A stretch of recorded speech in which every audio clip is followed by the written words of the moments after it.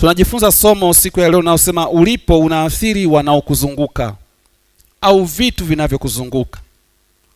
Ukiwa umemwamini Yesu kama Bwana na Mwokozi wa maisha yako, popote unapokuwa unaathiri vitu vinavyokuzunguka na unaathiri watu wanaokuzunguka. Wewe unakuwa ni kama mtawala wa lile eneo. Kama unasafiri uko kwenye basi, ukiingia kwenye lile basi, kama umempa Yesu maisha yako kama Bwana na Mwokozi, Mungu anakutazama wewe katika lile basi. Katika familia, Mungu anakutazama wewe katika ile familia. Kazini, Mungu anakutazama wewe katika ile kazi. Katika nchi, kanisa ambalo lipo ndani ya nchi, Mungu analitazama lile kanisa. Hamna mtu mwingine ambaye Mungu anamtegemea, anakutegemea wewe. Kwa hiyo unatakiwa ujijali, ujiheshimu, ujithamini kwamba ninategemewa. Ni kama vile mtu anayeendesha ndege au meli. Wakati kuna msukosuko, anajua hapa nikikosea mimi kila kitu kinaharibika. Ndivyo Mungu anavyokuona wewe katika familia yako. Ndivyo Mungu anavyoniona mimi katika familia yangu. Ndivyo Mungu anavyokuona wewe kazini. Na mkiwa wengi wanamnao mmemwamini Yesu kazini, mko wengi, basi nguvu inakuwa kubwa. Mungu anawategemea. Ninyi mnaweza mkaona mnamtegemea Mungu, muombe, lakini Mungu anawategemea ninyi. Nakumbuka mfano mmoja wa mtumishi mmoja wa Mungu wa Nigeria, mtumishi Benson Idahosa. Kulikuwa na kikao cha wachawi, walikuwa wametangaza kwenye media nchini Nigeria.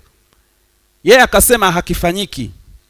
Katika mahojiano yake na mmoja wa wachawi, akamwambia hutafanya hiki kikao. Yule mchawi akamwambia hata Mungu wako akishuka tutafanya. Akamwambia sina haja ya Mungu ashuke, mimi nipo, Mungu ni mkubwa sana, niko hapa kwa niaba yake. Huyu mtumishi wa Mungu alikuwa anaelewa kitu ninachokisema.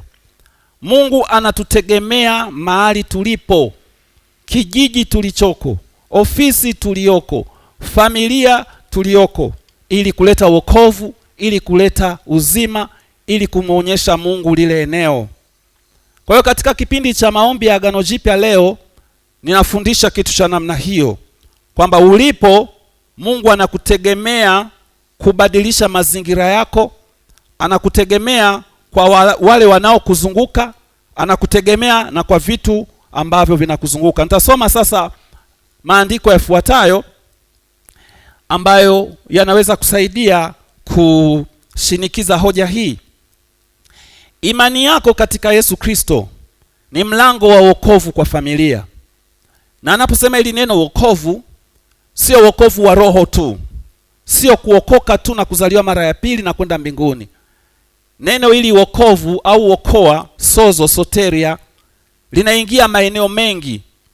Ni usalama, ulinzi, amani, kupona magonjwa, kutolewa katika hatari. Ni neno ambalo linashikilia maeneo mengi.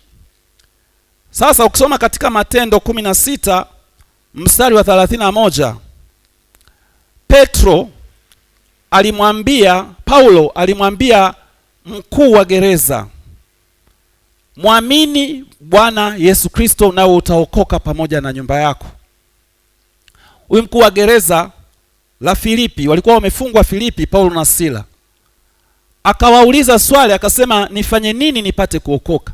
Nifanye nini nipate kuwa salama? Paulo akamwambia mwamini Yesu Kristo nawe utaokoka pamoja na nyumba yako. Yaani imani yako katika Yesu Kristo italeta matokeo katika nyumba yako, watu wanaokuzunguka. Italeta usalama kwa watu wanaokuzunguka.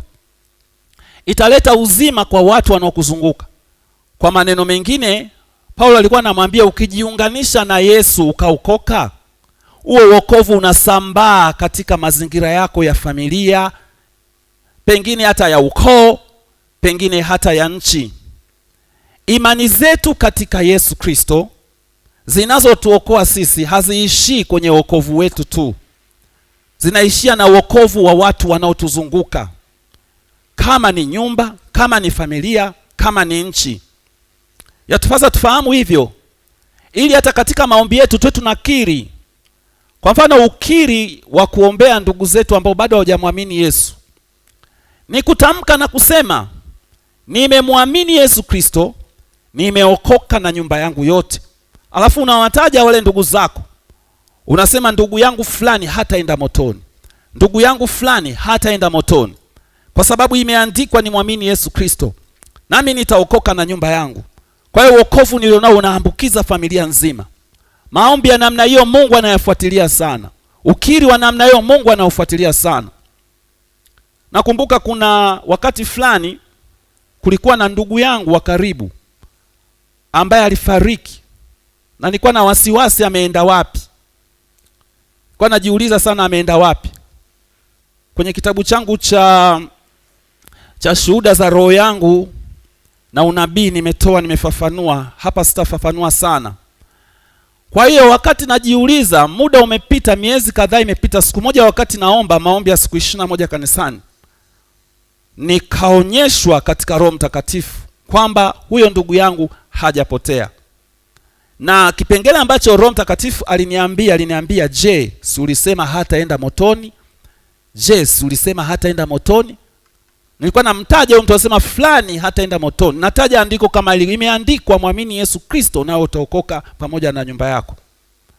Kwa hiyo namwamini Mungu, huyo ndugu yangu hajaenda motoni, kwa sababu Mungu anaathiri. Imani yangu katika Mungu imeathiri familia yangu pia. Na wewe anza kutamkia ndugu zako. Usiangalie ana hali mbaya kiasi gani, kataa katika ulimwengu wa roho. Sema imeandikwa nimwamini Yesu Kristo nami nitaokoka pamoja na nyumba yangu. Mungu atafuatilia hayo maneno. Mimi nilivyosikia ushuhuda unaongea, mimi nilishangaa kwamba Mungu anafuatilia maneno ya mimi nilikuwa nasema tu kwa kawaida, kumbe Mungu amerekodi na amefuatilia. Akanitia moyo kwamba huyo ndugu yangu hajapotea. Kwa hiyo imani yako katika Yesu inayokuletea wokovu wewe inaokoa na watu wengine. Somo letu, ulipo unaathiri wanaokuzunguka. Naposema hapa ulipo, ni ulipo kiroho, ulipo kimwili, eneo ulipo, ulipo kiroho imani yako katika Yesu, au ulipo kimwili. Hapa tumeona imani yetu katika Yesu inaleta wokovu katika watu wanaotuzunguka, hususan familia zetu. Lakini sehemu nyingine, namba 2, neno ulilolipokea. Neno ulilolipokea katika Yesu Kristo, lile neno ulilolipokea linaathiri watu wanaokuzunguka, linaathiri familia inayokuzunguka. Kulikuwa kuna mtu mmoja ambaye ni mkuu wa jeshi, ni mmoja wa wakuu wa jeshi aliyekuwa Kaisaria, jeshi la Kirumi, anaitwa Kornelio. Matendo 10 pale malaika alimtokea. Lakini ukisoma katika Matendo 11, Petro anasimulia hilo tukio. Kornelio aliwasimulia jinsi alivyotokewa na malaika, jinsi ilivyokuwa. Kwa hiyo mstari wa 13 sasa, Matendo 11:13, hayo masimulizi anasema hivi: akatueleza, huyu ni Petro anaelezea jinsi Kornelio alivyoeleza, akatueleza jinsi alivyomuona malaika aliyesimama nyumbani mwake na kumwambia, tuma watu kwenda Yafa ukamwite Simon aitwaye Petro. 14, Matendo 11:14, atakayekuambia maneno ambayo yatakuokoa wewe na nyumba yako yote. Mwamini Yesu Kristo nawe utaokoka na nyumba yako yote. Matendo 16:31. Atakayekuambia, Petro atakayekuambia maneno yatakayokuokoa wewe na nyumba yako yote. Maneno ambayo yakikuokoa wewe na kukuweka salama, hayo maneno uliyoyapokea yataathiri nyumba yako yote, na yenyewe itaokoka na kuwekwa salama. Haleluya! Kwa sababu tumeokolewa kwa njia ya imani katika Yesu Kristo, na imani hiyo imekutokana na kumsikia habari za Yesu. Warumi 10 pale mstari wa 17. Lakini tunaposikia na kuokoka, lile neno, unajua neno la Mungu ni kama, neno la Mungu ni roho. Ukisoma Yohana 6:3 anasema neno langu ni roho. Na pia neno la Mungu ni mbegu. Ukisoma Luka 8:11 anasema neno ni mbegu. Mbegu ina tabia ya kukua. Anasema ufalme wa Mungu unapandwa kama mbegu, alafu unakuwa kama mti mkubwa, na katika ule mti mkubwa ndege wanakuja pale wanatua na kadhalika. Neno la Mungu la wokovu linapoingia maishani mwako au lilipoingia, litaambukiza familia yako kwa kukua. Inatakiwa uliseme hivyo hilo neno, kwamba nimempokea Yesu, nimepokea neno, ili neno linakuwa linaambukiza ndugu zangu, na wao wanaokoka kwa namna ambayo siwezi kuelezea. Hata kama unaona ni wagumu vipi, wanafanya dhambi fulani, ni walevi waliokubuu, wewe sikusumbue hiyo. Simamia kwamba mahali nilipo katika wokovu wa Yesu Kristo, wokovu huu niliopata kwa neno hili, pia wa ndugu zangu wanaokoka. Kwa sababu huyu ni malaika anamwambia Kornelio, nenda kwa Petro, Simon aitwaye Petro Yafa, atakaye kuambia maneno yatakayokuokoa wewe na nyumba yako. Na maneno hayabadiliki ya Mungu. Kama Simeoni, kama Kornelio aliambiwa ataambiwa maneno yatakayomuokoa, hilo neno aliloambiwa ndilo hili. Naposema maneno yatakayokuokoa, ni maneno yanayomhusu Yesu aliyekufa na kufufuka. Hayo maneno yakiingia kwenye familia, yanaokoa familia nzima. Wewe uliyempa Yesu maisha yako, simama kama balozi wa wokovu katika ulimwengu wa roho. Simama katika zamu yako usiku. Amka usiku saa 6, tangaza, sema nimelipokea neno la Injili, ninaokoka mimi na nyumba yangu yote. Hili neno litasambaa. Hili neno ni ufalme wa Mungu, nimeupokea kama mti, litasambaa. Nimelipokea kama neno la kawaida, kama mbegu. Kama vile mbegu inavyokuwa na kuzaa, neno hili linazaa. Matendo ya Mitume 19:20 pale anasema neno la Bwana likazidi na kushinda kwa nguvu. Litamke kwamba neno la wokovu linashinda na kuzidi kwa nguvu. Linashinda mizimu katika familia yetu. Linashinda roho ya dini katika familia yetu. Linashinda roho ya kumchukia Mungu na kuchukia wokovu. Neno hili linashinda, ni mbegu, nimelipokea. Kama vile Kornelio alilipokea na akaokolewa na nyumba yake, na mimi nimelipokea na mimi naokolewa na nyumba yangu. Unatamka hivyo kwa imani. Kama yule mkuu wa gereza aliambiwa akimwamini Yesu ataokoka na nyumba yake, na mimi nimeipata imani ya Yesu, naokoka na nyumba yangu. Unaombea hivyo ndugu zako ambao hawajamwamini Yesu. Haleluya. Nitatoa mfano namba 3. Andiko la 3 nitatoa mfano wa Paulo. Paulo alikuwa anasafirishwa mfungwa, anapelekwa Rumi akakutane na Kaisari. Wakati wanasafiri katika bahari ya Mediterania, kukatokea msukosuko mkubwa. Kwanza aliwakataza lakini hawakumsikia. Kukatokea msukosuko mkubwa. Kama Kornelio alivyotokea na malaika, Paulo naye akatokea na malaika. Na huyu malaika kama alivyoongea na Kornelio, inafanana kabisa na alivyoongea na Paulo. Huyu malaika alimwambia Paulo hivi. Hapa Paulo alikuwa anasimulia. Anasema, kwa maana usiku huu wa leo malaika wa Mungu, yule ambaye mimi ni wake, naye ndiye nimwabuduye. Hapa na maana mimi ni wake kwa njia ya Yesu Kristo, nimwabuduye kwa njia ya roho. Nimezaliwa mara ya pili, wanaomwabudu watamwabudu katika roho na kweli. Hii ni ibada ya kiagano jipya. Nimempa Yesu, nimemwamini, na mimi ni mwabudu Mungu. Anasema huyo malaika wa Mungu alisimama karibu na mimi. Kwa nini alisimama karibu na Paulo? Kwa sababu Waebrania 1:14 nasema malaika ni roho watumikao wakitumwa kuwahudumu wale watakao urithi wokovu. Huyu ambaye alikuwa ni mwabudu Mungu, Paulo, alikuwa ni mrithi wa wokovu wa Mungu. Kwa malaika alikuwa karibu na yeye, alisogea karibu na yeye kama mhudumu, kama vile waiter hotelini anavyosogea kutaka kukuhudumia. Huyu malaika alikuwa pale kwa ajili ya kumhudumia, kumletea ujumbe. Anasema, akaniambia, usiogope Paulo, huna budi kusimama mbele ya Kaisari.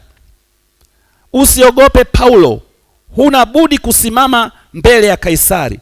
Tena tazama, Mungu amekupa watu wote wanaosafiri pamoja nawe. Anamwambia Mungu amekupa watu wote wanaosafiri pamoja nawe. Yaani kwa maneno mengine, haya mazingira yote wewe umepewa Paulo. Hivi vitu vyote wewe umepewa Paulo. Wewe ndio in charge sasa hivi. Mungu amekupa hao watu 276. Mungu anakutegemea wewe Paulo. Ukikosea hao watu 276 wote wanapotea. Ili neno Mungu amekupa linaitwa kecharistia. Kecharistia ni neno ambalo linahusika na neema pia. Tafsiri yake huyu malaika alikuwa anamwambia Paulo, kwa neema ya Mungu hao watu umepewa, kwa neema wako mikononi mwako, kwa neema ya Mungu kama zawadi umepewa, uamiliki uwe nao kwa neema. Kwa hiyo wale watu walishikwa na Paulo tu. Bila Paulo kuwepo kwenye ile meli wangezama, wangekufa wote watu 276. Lakini kwa sababu Paulo alikuwepo, Mungu alimpa Paulo wale watu. Kwa hiyo wokovu wa ile meli ulikuwa unamtegemea Paulo aliyekuwemo ndani ya ile meli. Naonaje hiyo? Na wewe unaposafiri kwenye ndege, kama ni mtu uliyempa Yesu maisha yako uko peke yako, ndege ile yote umepewa wewe. Kwa hiyo ukisikia inaanza jua unategemewa wewe, hategemewi mtu mwingine. Kwa hiyo simama wewe pale kama peke yako, kusema Mungu, katika jina la Yesu watu hawa watakufa na mimi nikiwepo. Hatutakufa, unakataa. Au kwenye basi, ukiwa unasafiri kwenye basi, umeingia kwenye basi, sema katika jina Yesu natamka Mungu. Wewe hujui kama mtu mwingine hapo amempa Yesu, hujui, lakini unasema Mungu umenipa hili basi kama kipawa. Ili basi halitapinduka kwa sababu mimi nipo. Nimeathiri mazingira ya ili basi kwa wokovu. Nimeathiri mazingira ya ili basi kwa usalama. Hivyo unatamka hivyo. Wewe kama ni baba katika familia unatamka Mungu umenipa hawa watoto. Wewe kama ni mama unatamka Mungu umenipa huyu mume na mke. Tukiomba maombi ya namna hiyo Agano Jipya, tutakuwa tunaona matokeo makubwa, kwa sababu wale watu wanaotuzunguka tumepewa sisi. Mungu anatutegemea sisi. Mungu anatafuta mtu mmoja au jamii moja kwa ajili ya watu wengi. Je, ukumbuki Mungu aliichagua Israeli? Kupitia Israeli akaleta wokovu dunia nzima. Mungu anachagua mtu mmoja. Mungu alimchagua Musa mmoja kwa ajili ya wokovu wa Israeli wote. Mungu alimchagua Yusufu. Yusufu akasema mimi nimetangulia, anawaambia ndugu zake, ni kwa ajili yenu. Yawezekana Mungu amekuchagua wewe kwa ajili ya kijiji chenu. Kwa hiyo wokovu ambao umeokoka, hata kama unajisikia kurudi nyuma, kumbuka kuna watu utakuwa umewabeba. Ukirudi nyuma wewe, wote hao wengine unawapoteza. Kwa hiyo Paulo pale angesita, angekuwa muoga, asingeamini, angemwacha Yesu, watu 276 wangezama kwenye ile meli. Na wewe familia yako unaweza kuta kwenye ukoo mzima unategemea wewe tu uliyempa Yesu maisha yako. Kwa hiyo kuokoka si kuokoka tu, ni kuwa mbegu ya uzima katika familia, kuwa mbegu ya uzima katika nchi. Kwa hiyo kumbuka somo hili kwamba nilipo ninaathiri mazingira yangu. Popote unapokwenda, Mungu akawaambia wana wa Israeli kwamba popote mnapokanyaga nimewapa. Kama wewe ni Muisraeli kiroho, umemwamini Yesu, umezaliwa mara ya pili, popote miguu yako inapogusa kuna alama na sauti ya Mungu pale ya kimamlaka. Ukiingia kazini, kama ni kazi mpya, itamkie hivyo kwamba Mungu umenipa wote waliopo katika hii kazi. Nakumbuka kuna mtu mmoja, mfano mmoja na ukumbuka sasa hivi. Kuna mtu mmoja nchi za mbali huko alikuwa na kisukari. Kisukari ambacho akikipima kinapanda, kimekaa vibaya. Sasa kuna mhubiri mmoja akawa naye. Yule mhubiri akamwambia ukiwa na mimi, ile kwenye timu ile, kwamba yuko kwenye timu, akamwambia ukiwa pamoja na mimi hapa hamna kuumwa kisukari. Na kweli ile wiki nzima walikuwa wakipima kisukari, hakipo. Anamwambia hapa hamna mtu anaumwa kisukari. Anapima sukari iko kawaida. Walipomaliza tu mkutano, alipotoka kwenye mazingira ya yule mhubiri, kisukari kikapanda. Kwa hiyo na maana yule mhubiri alidhibiti mazingira yake kwamba hakuna kitu kitakaa hapa, kwa sababu mimi nina Yesu, mimi nimezaliwa mara ya pili. Ile yule mtu alipoondoka pale aliumwa kwa sababu hakuweza kusimama kwa imani yake. Ndio kinachotokea kwenye mikutano ya nje. Unakuta mtu anapona kabisa, yenyosha mguu anaunyosha, maumivu yameisha. Yale mazingira yale na yule mhubiri na ile huduma yanakuwa yana uponyaji. Kwa mtu akitoka nje ya mazingira anatakiwa atoke na ile hali kiimani ili aendelee kushika uzima wake. Sababu asipofanya hivyo ugonjwa unakuwa kama umerudi. Lakini sio kwamba umerudi, ni kwamba imani yake inakuwa iko chini kuliko ya yule mhubiri. Kwa hiyo ndio maana inatakiwa kwenye mikutano ya nje watu wakiponywa wafanyiwe semina fupi ya kushika uponyaji wao, kwamba msienende kwa kuona au kwa kujisikia, hiki kitu mlichokipokea kitaendelea. Ulipo unaathiri mazingira yako. popote. Na namna ya kuathiri mazingira yako popote ulipo ni kwa njia ya kuomba. Watu wanaoomba, kuna shuhuda kadhaa, unakuta mtu amehamia nyumba fulani, yuko eneo fulani, akiomba hata akiwa nanong'ona tu, kuna mtu mbaya aliyoko pale anaanza kulalamika, sema wewe umetuletea nini hapa? Wengine wanahamishwa mpaka nyumba kwa sababu ameathiri lile eneo. Na atamka katika jina la Yesu, taathiri kitu hapa duniani. Na atamka katika jina la Yesu, taathiri kitu kazini. Popote tunapokuwa ni tunaleta athari nzuri kwa jina la Yesu. Tukiingia mahospitalini tutaathiri. Nakumbuka kuna mhubiri mmoja, mama mmoja alilazwa hospitali fulani hapa Arusha Nkoranga wakati uliopita zamani. Ilikuwa ikifika kila saa 6 usiku watu wanakufa. Siku moja akaona watu wameingia kama madaktari kuangalia, hawakuwa madaktari, kwa mashetani wameingia kuua. Akawazuia, akawafukuza. Wakaenda wakaua ng'ombe dume mmoja huko nje. Ile wiki nzima aliyokuepo yeye pale hamna mgonjwa alikufa saa 6 usiku tena. Yaani vifo vilisimama. Haleluya. Kwa hiyo aliathiri ile hospitali. Na atamka kwa jina la Yesu, taathiri maeneo tunayoishi. Katika jina la Yesu, taathiri maeneo tunayoishi. Tutaathiri kazini tulipo. Kuna vitu vitasimama hata kama ni kwa muda kwa sababu tupo. Lakini yatupasa tuwe watu ambao ni wa Mungu. Kwa sababu Paulo anasema pale katika Matendo 27:24, Mungu ambaye mimi ni wake, alafu Mungu ambaye mimi ninamwabudu. Tuwe waabudu Mungu na watu wa Mungu. Naposema muabudu Mungu sio anaimba tu na kuabudu, hapana. Anayemwabudu Mungu ni mtu anayemuishia Mungu. Ibada ni maisha yetu yote yawe katika madhabahu ya Mungu. Anasema tuitoe miili yetu iwe dhabihu. Maisha yetu yote yawe yamewekwa sadaka mbele za Mungu, kwamba sisi hatutaki kitu chochote, tunamtaka Mungu, tunamtaka Yesu, tumejitoa kwake, tumemkiri kama ni Bwana, ni wake, lakini tunamwabudu. Maisha yetu yanaonyesha picha ya Mungu. Kumwabudu Mungu ni kumwishia Mungu. Tunavyoongea, tunavyotenda, jinsi tulivyo, tunaonekana sisi ni waabudu Mungu. Kwa sababu Mungu tunamwabudu na miili hii. Jinsi tunavyoitumia miili yetu, hatuitumii viungo vyetu nje ya Kristo. Tunavitumia kwa ajili ya mapenzi ya Mungu, kumtii Mungu, kufanya mapenzi yake. Hivyo miili yetu ni hekalu la Roho Mtakatifu. Tunamtukuza Mungu katika miili hii. Hilo neno hamjui ya kwamba miili yenu ni hekalu la Roho Mtakatifu? Sasa mtukuzeni, mlinunuliwa kwa thamani. Wakorintho kwanza 6:19-20. Sasa mtukuzeni Mungu katika miili yenu. Ile neno mtukuzeni Mungu ni ibada. Miili yetu inatakiwa ionyeshe sifa ya Mungu, na miili yetu ni maisha yetu yote, vitu vyote tunavyofanya, tunavyosema, jinsi tulivyo.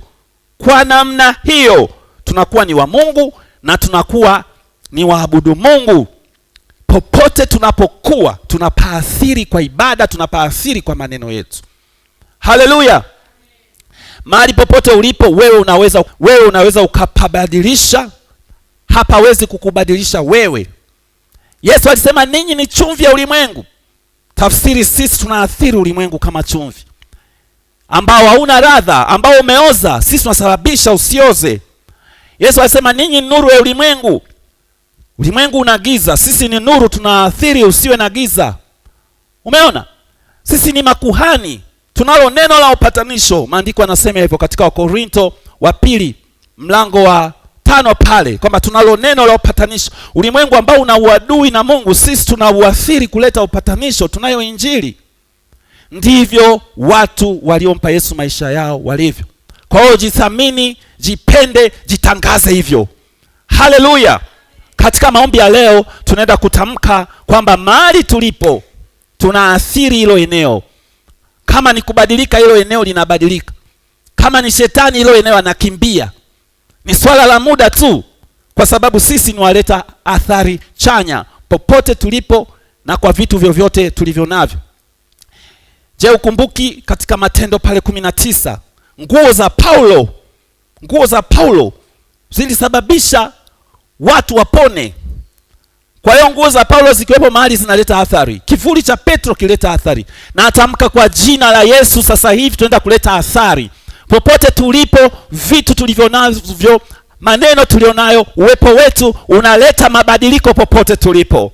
Hebu leo tuende tukasimame, tukatamke hivyo katika maombi ya leo, kwamba mahali nilipo naleta mabadiliko. pale kazini nilipo ninaleta mabadiliko. Haleluya, haleluya. Mfano huu umenikumbusha tena mtu mmoja hapa nimemwona, ambaye alikuwa kazini mahali fulani amekaa, akaanza kuimba wimbo wa Mungu. Anaimba. Mtu mmoja kule ndani akasema, huo wimbo unanisumbua. Alikuwa ameathiri lile eneo, ameathiri kwa ibada yake. Nimemwona mtu mmoja amekuja hapa sasa hivi, nimekumbuka mfano. Kwa hiyo jitamke kwamba nilipo ninaleta athari katika jina la Yesu Kristo. Tusimame. Hamaraba sika tabarazano maisha tobarasia rebonesa kushinda rabikonda zemerika taya zomi shita. Kila mmoja tamka, sema mahali nilipo ninaleta athari kwa jina la Yesu. Athari chanya, athari chanya. Tamkia familia yenu kwamba inazaliwa mara ya pili, kwa sababu umempa Yesu maisha yako wewe, familia nzima inaokoka. Kama vile ilivyokuwa kwa yule akida wa Kirumi, yule askari wa Kirumi ambaye aliambiwa na Paulo katika Matendo 16:31, mwamini Yesu Kristo nao utaokoka pamoja na nyumba yako. Kama alivyoambiwa Kornelio na malaika, kwamba Petro atamwambia maneno atakayomwokoa yeye na nyumba yake. Kama vile malaika alivyomwambia Paulo kwamba amempa wote walioko nyumbani mwake, wote walioko katika lile boti, wote ambao wako katika lile boti, waliokuwa pamoja naye katika ile safari, malaika akamwambia wote amempa wako mikononi mwake. Na wewe tamka kwamba familia yenu, ukoo wenu uko mikononi mwako. Chochote unachotaka kitokee katika familia yako kwa sura ya wokovu, watabirie kwamba hawaendi motoni. Hayo ni maombi ya Agano Jipya, katika jina la Yesu, katika jina la Yesu. Tamka kwamba athari ya uwepo wako inaathiri pale nyumbani kwako, inaathiri familia yako. Ningependa mpaze sauti, msinong'one. Hayo sio maombi ya kunong'ona. Kunong'ona kuna kufunga. Paza sauti, sema ninayo mamlaka katika Yesu. Sema mimi ni mtawala katika Yesu. Sema sishindwi na mazingira yetu. Kama familia yako ina magonjwa yasiyoisha, sema mimi nina wokovu, maana imeandikwa mwamini Yesu Kristo na utaokoka na nyumba yako. Nami nimelipokea neno la wokovu, na wokovu unaingia. Nimesema wokovu ni pamoja na uponyaji. Tangaza hivyo katika jina la Yesu. Kataa hali yoyote duni na dhaifu, hali yoyote ya mauti katae, na mtamke Bwana kwamba ni Mwokozi, na mtamke Bwana kwamba ni uzima. Karibo sanda rika bosia rika bosinda ribo na kisha zemente karabizo tia shinda rebe na kuza rimainde sakisha rebo nekayo zemente rikaya rubi ni kasinda rakisha na mazaya ontebere na sonta rabashinda. Imeandikwa mwamini Yesu Kristo na utaokoka na nyumba yako. Imeandikwa mwamini Yesu Kristo, imeandikwa mwamini Yesu Kristo na utaokoka pamoja na nyumba yako. Na kushukuru Bwana, nimemwamini Yesu Kristo, nimeokoka pamoja na mama yangu, nimeokoka pamoja na ndugu zangu, nimeokoka pamoja na kaka yangu, nimeokoka pamoja na wadogo zangu, nimeokoka pamoja na watoto wangu, nimeokoka pamoja na familia za watoto wangu, watoto katika familia za ndugu zangu wameokoka katika jina la Yesu. Wameokolewa na ushoga, wameokolewa na ulawiti, wameokolewa na kubakwa, wameokolewa na mauti. Familia yangu imeokolewa na ajali za ghafla, kila mitego ya ajali ambayo imetegeshewa. Familia yangu imeokolewa na matamshi ya mizimu, matamshi na matakwa ya mashetani. Nimeokoka Bwana, sijaokoka mimi tu, nimeipokea imani ya Yesu. Kwa sababu nimeipokea imani ya Yesu, nimeokolewa mimi na familia nzima. Kande ribonakia semberi na kosh parazonaya rebe na kushita rabonda sianda. Nimelipokea neno ambalo linasema Yesu Kristo ni Bwana. Mungu alimfufua katika wafu. Tumeokoka kwa sababu ya Yesu Kristo ambaye neno lake nimelipata. Na atamka kwamba unatokea positive contamination, maambukizi chanya ya uungu yanatokea katika familia yangu. Imani ya Yesu inasambaa katika ukoo, imani ya Yesu inasambaa katika familia. Neno la Bwana linashinda, linazidi na kushinda. Kama neno lilivyo mbegu, limesambaa katika maisha ya familia, linaleta matokeo. Maana imeandikwa ufalme wa Mungu ni kama mbegu inayopandwa, ambayo ni ndogo sana, lakini baadaye inakuwa kubwa na ndege nyuni wanakaa juu yake. Matokeo yanakuwa makubwa. Na atamka katika jina la Yesu Kristo, matokeo ya wokovu yanadhihirika katika familia yetu. yanadhihirika katika ukoo wetu. Giza linaondoka, shetani anaondoka, mauti yanaondoka, uzima unatawala. Kama rebo sinda rabande kasoya, rebo sinda kama nde karabesho, rebo sinda rabo shita raba. Popote ulipo unaleta athari chanya. Kama ni kanisani, popote ulipo unaleta athari chanya. Jitamkie kwamba kanisani ulipo unaleta athari chanya katika kanisa, unaleta athari chanya katika familia. Hata kama familia yenu imedharauliwa, imeonekana ni maskini, imepewa majina mabaya, lakini kwa sababu umelipokea neno la Yesu, kwa sababu umelipokea neno la imani na neno la uzima, kunatokea mabadiliko, kunatokea nuru. Tabiri hivyo katika jina la Yesu. Rebo na kia shinda rimozaya, rebo na kia shinda rimozaya, rebo na kia shinda rimozaya, rima ndesaya kotabaraneso, rima ndesaya kotabaraneso, rima kontebarasia bere na mashika. Neno la Mungu lazima lisambaye na kuleta matokeo. Kama ilivyoandikwa Isaya 55, ndivyo lilivyo neno langu litokalo katika kinywa changu, halitanirudia bure, halitanirudia bure, halitanirudia bure, bali litaleta matokeo, bali litazaa matunda. Kama ilivyoandikwa tena kwamba ufalme wa Mungu ni kama chachu aliyoitwaa mtu akaingiza katika unga ukachacha wote. Sisi ni chachu, sisi ni chachu ya uzima.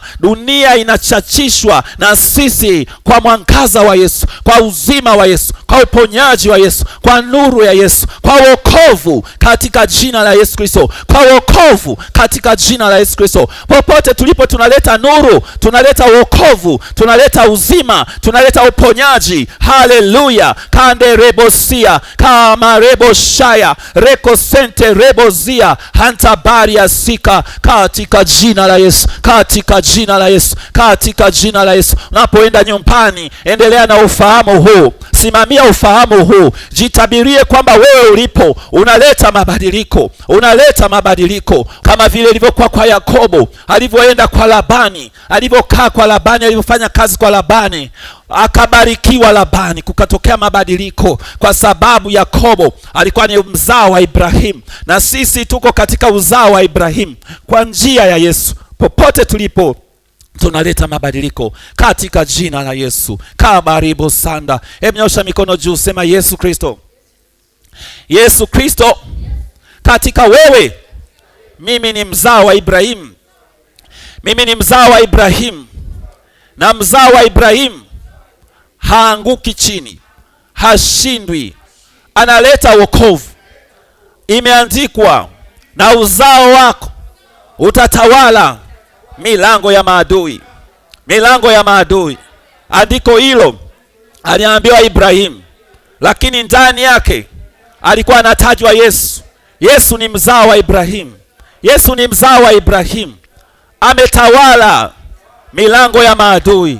Kwa kufa kwake na kufufuka ameangusha mauti, amemwangusha shetani. Na tamka, Yesu ni kichwa na mimi ni kiungo chake. Mimi ni mzao wa Ibrahimu kwa njia ya Yesu ambaye ni kichwa, na mimi ni mwili wake ambaye ni kanisa lake. Natawala pepo, natawala mashetani, natawala mauti, natawala magonjwa, natawala anga, natawala anga, natawala bahari, natawala maji, roho zote za kwenye maji nazitawala kwa njia ya Yesu Kristo, kwa njia ya mzao wa Ibrahimu. Milango ya kuzimu iko chini yangu.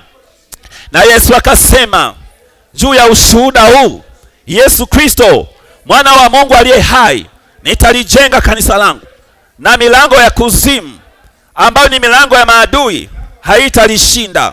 Na yatangaza haya, yanawekwa muhuri na Roho Mtakatifu, na Roho Mtakatifu. Mimi ni uzao wa mabadiliko, wa mabadiliko. Popote nilipo naleta wokovu, naleta uzima, naleta afya, naleta nuru, naleta chumvi.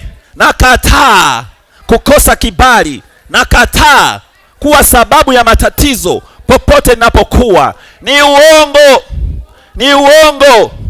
Popote ninapokuwa na kuwa baraka katika jina la Yesu, katika jina la Yesu, katika jina la Yesu. Yoyote ambaye unasikia kuna hali fulani ya ukienda mahali unakuwa kama ndio umeenda kuharibu hivi, kama vitu ndio yani inakuwa kama wewe ndio sababu ya uharibifu. Sizungumzi uharibifu wa kishetani. Yani labda ukifanya biashara ukienda wewe ndio hela zinapungua, ndio wateja wanakimbia, njoo hapa tu nikuombe nikutamkie maneno. Kama unaona kuna hiyo hali, kila kitu mahali ukiwepo wewe ndio vitu fulani vinakuwa kama vinaharibika, kama havitengemai vile, unaomba nikutamkie hayo maneno. Mtu ambaye nilikuwa nimekuona sana ni wewe, karibu, lakini huyu ndio nilikuwa namtaka sana. Karibu. Wewe ndio ambaye wakati nasema hivyo nilikuwa nimekuona wewe. Mari kasika, nyosha mikono juu. Sema Yesu. Wote semeni, nyinyi mlikuja mbele. Tuseme nao, sema Yesu. Sema kwa nguvu, Yesu. Ndani yangu wewe unanipa kibali. Wewe ni kibali. Natamka roho ya mashtaka inaonifuatilia kama wingu, ninapokuja inatokea mbele yangu, inaingilia mawasiliano kati yangu na watu, ninaonekana mbaya. Leo wingu hilo linaondoka katika jina la Yesu. Kama ni la kibinadamu ama la kishetani, linaondoka katika jina la Yesu. Navaa wingu jipya la Roho Mtakatifu, maana mimi ni uzao wa Ibrahimu, ni mzao wa Ibrahimu. Ninakubalika popote napokuwa. Mikono yangu inaleta maongezeko, inaleta kibali katika jina la Yesu. Shetani ni mwongo katika jina la Yesu. Sema natubu maneno yote ya kujilaani, ya kujisema vibaya niliyoyatamka. Kutoka sasa natamka mimi ni mtu mwema, nakataa uchungu, nakataa kutokusamehe mambo yote mabaya niliyofanywa na mtu ambayo yananiumiza, kama ni mtoto, kama ni mume, lolote lile. Leo nalikataa na kutwisha Yesu, maana imeandikwa, ukumkimtwisha yeye fadhaa zenu zote, maana yeye hujishughulisha sana na mambo yenu. Katika jina lako Yesu, naanza upya. Malaika zako wananifuatilia sasa kwa jina la Yesu. Mama, nenda na maneno hayo, milango ifunguke mbele yako. Waliokuwa wamekusahau wakukumbuke leo uanze kuona mabadiliko yaanze kutoka leo kwa jina la Yesu. Amani iwe kwako. Nenda mama, imekwisha kuwa. Nyosha mikono. Amani iwe kwako. Mabadiliko yatokee. Mtazamo wako ubadilishe. Mtazamo wako utazame kwamba wewe ni mwana wa Mungu, umenunuliwa kwa damu ya Yesu. Na usiangalie makosa yako, angalia kwamba Yesu ana kibali na ameondoa makosa yako yote katika jina la Yesu. Acha kujishtaki, acha kujilaumu katika jina la Yesu. Mungu amekukubali, hata watu wakikukataa, yeye amekukubali. Nenda kwa amani na Mungu awe pamoja nawe kwa jina la Yesu Kristo. Amen. Tumpigie Yesu makofi.